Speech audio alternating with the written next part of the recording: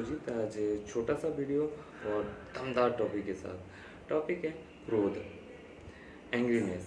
What is angriness? हम विचार करेंगे आज कि गुस्से के ऊपर कैसे कंट्रोल किया जा सकता है और गुस्सा आने से क्या नुकसान होता है।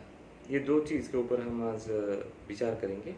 उससे पहले एक छोटी सी कहानी और दमदार कहानी है एक आदमी का जो अपना नया कार को अपने गार्डन में धोने के समय का, वो अपना गाड़ी को बहुत प्यार से गार्डन में जब धो रहा था, उस समय उसका छोटा सा बेटा 4-5 साल का ये देखते हुए घर से दौड़ गया आता है अपने पिताजी के पास और ना जाने वो बनेट के ऊपर अपने उंगलियों से कुछ लिखने लग जाता है।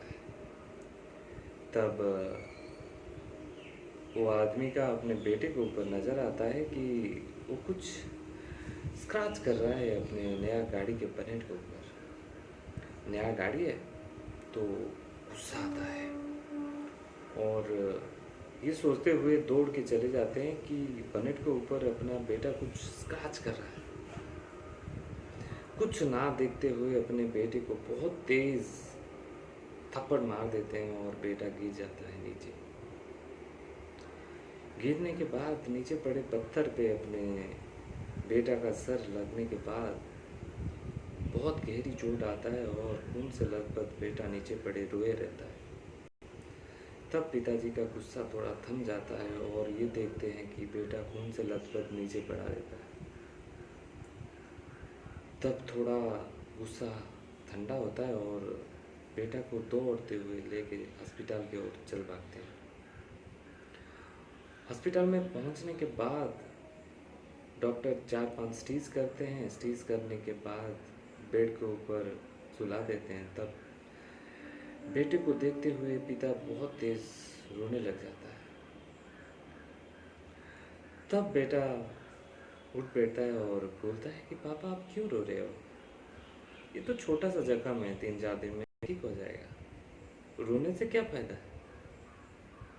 तब पिताजी को एहसास होता है कि छोटा सा बच्चा का प्यार को मैं नहीं जान पाया, गुस्सा मेरे को कितना नीचे गिरा दिया।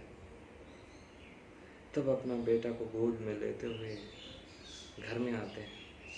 बेटा को घर में छोड़ने के बाद सीधा गार्डन की ओर चले जाते हैं। नया गाड़ी को तेज लात 4-5 मारते हैं।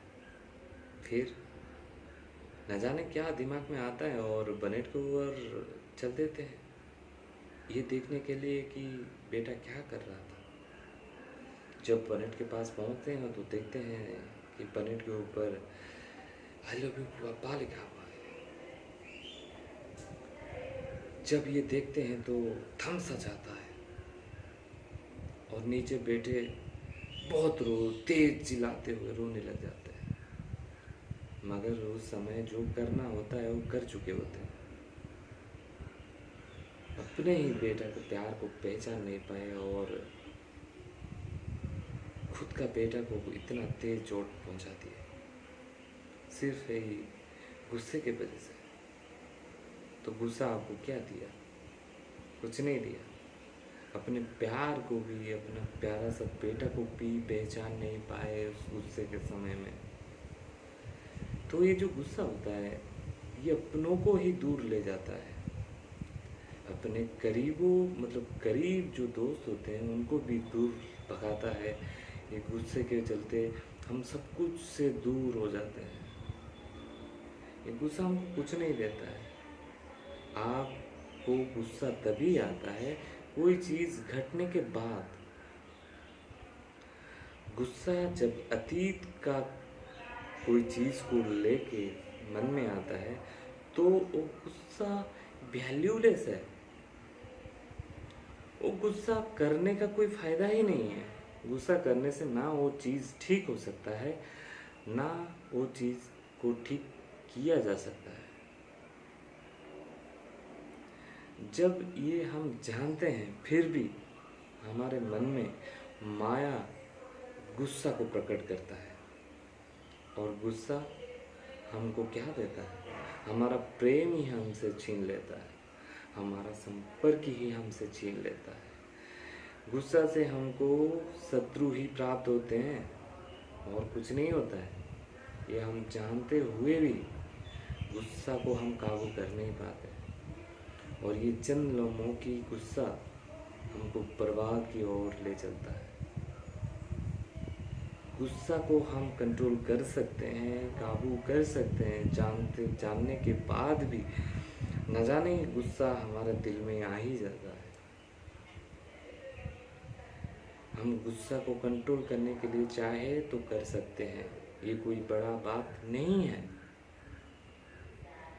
जब आपका गुस्सा होने का समय या कोई चीज़ आप देखते हैं आपका नुकसान हो रहा है, या कोई किसी के द्वारा वो नुकसान हो रहा है, क्योंकि कोई जानबूझ के कोई नुकसान आपका करता नहीं, आपका जो करीबी है वो आपका जानबूझ के कोई नुकसान करेंगे नहीं। तो आपको पहले वो बात को सोचना पड़ेगा, पहले समझना पड़ेगा कि मेरा निजी आदमी कभी मेरा बुरा सोच ही नहीं सकता है।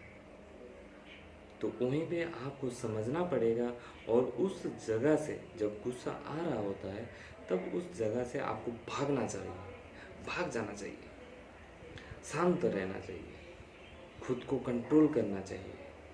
तभी हो पाएगा ये चीज़ जब आप शांत होके सुबह या शाम को मेडिटेशन करोगे, जब अपने आप को पहचानने की कोशिश करोगे, क्योंकि यही एक इंसान है जो सब कुछ कर सकता है, फिर भी हम कुछ करने के लिए चिंता ही नहीं करते हैं।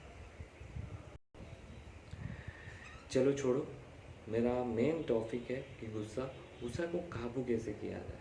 तो प्लीज़ आप लोग को जब भी गुस्सा आता है तो उस जगह को जल्द से जल्द छोड़ दो, शांत रहने की कोशिश करो, अपना जो मुंह में जो शब्द आता है उसको कंट्रोल करके अंदर ही रहने दो। जब ये 3 चीज़ करेंगे तो गुस्सा हमारा कुछ नहीं कर पाएगा।